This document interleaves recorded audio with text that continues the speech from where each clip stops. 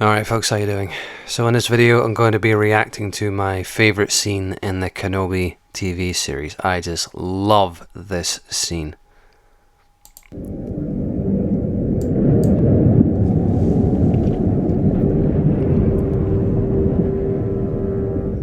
The probes are tracking every system within range.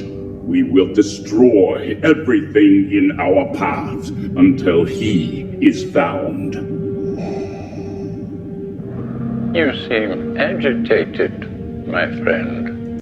You just gotta love McDermott. He absolutely kills it as the Emperor. So he's just allowing Vader to run away here. This is following his defeat. Spoilers if you haven't seen it. His defeat on the rock planet to Obi-Wan, where he absolutely got his ass handed to him. And of course he's feeling some kind of a way about that. And here's Palpatine. He's reporting to Palpatine. And Palpatine, of course, is just the right amount of inflection, intonation. If you want to really study speech patterns, study the Emperor. The way that he says things with that slow pace, that pause. It reminds me of one of the presidents. I think it was actually Theodore Roosevelt, who said, speak softly, but carry a big stick. And this is the perfect example of that philosophy, or in this case, a lightsaber. He will not evade me again. It's not often that Vader has to report to someone and admit that he failed. Because usually when officers report to Vader that they failed, he chokes them out and kills them. I wonder if your thoughts are clear on this. I just love how serpentine and evil and malicious. It really is like talking to the devil. You know, just the way he says it was so slowly, so precisely. There's thought behind every inflection. Not only what he says, but the way that he says it is very subtle. Lord Vader. Perhaps Just reminding him there at the end. I wonder if your feelings or your thoughts, whatever it was, are clear on this, Lord Vader. Just that little bit at the end there. Lord Vader, remember that you serve me. your feelings for your old master have left you weakened.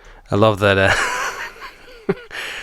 even though we're staring at a mask, you can kind of see the reaction behind the mask. You know, that I wonder if your feelings have left you weakened. This is the perfect mixture of irony and mockery and sarcasm. If your past cannot be overcome. Ooh, just look at that look. Let me just go back a little bit there. Look at that look in his face. If your past cannot be overcome. Look at the look in his eyes. That's pure reptilian look right there. You know, cold-blooded fury. You see him almost shaking slightly with anger. As in, quit fucking around, Lord Vader. You've had your chance. You've had your fun. Get back to work. You work for me. Don't go off the rails again. Otherwise, there will be fucking consequences. It's all in the eyes. Overcome.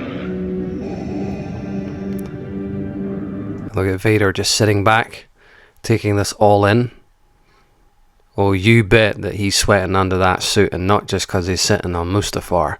You know, somebody gives you that look with the eyes, that tone, that inflection with the voice, that stabbed him right in the guts.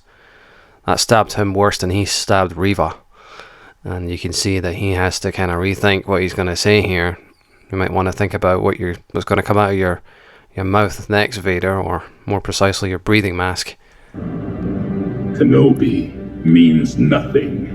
And look at that little smug grin of arrogance and triumph. You know, okay, he's got the message.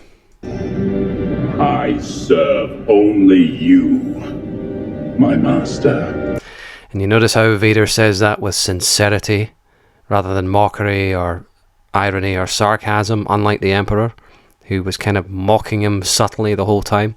Vader says it completely straight. I serve only you, master. Very submissive. Yeah, Sidious was yanking the chain. And the dog, in this case, Vader, has come to heel. And of course, after that, Palpatine cuts off the transmission. He said what he needed to say, he's got the message across, and Vader is going to fall right back into line. Because if he doesn't, he knows he's going to be dead. You know, compared to what Kenobi did to him, Palpatine will fuck him up 10 times worse than that. And he has in the comics, by the way. Anyway, thank you for watching.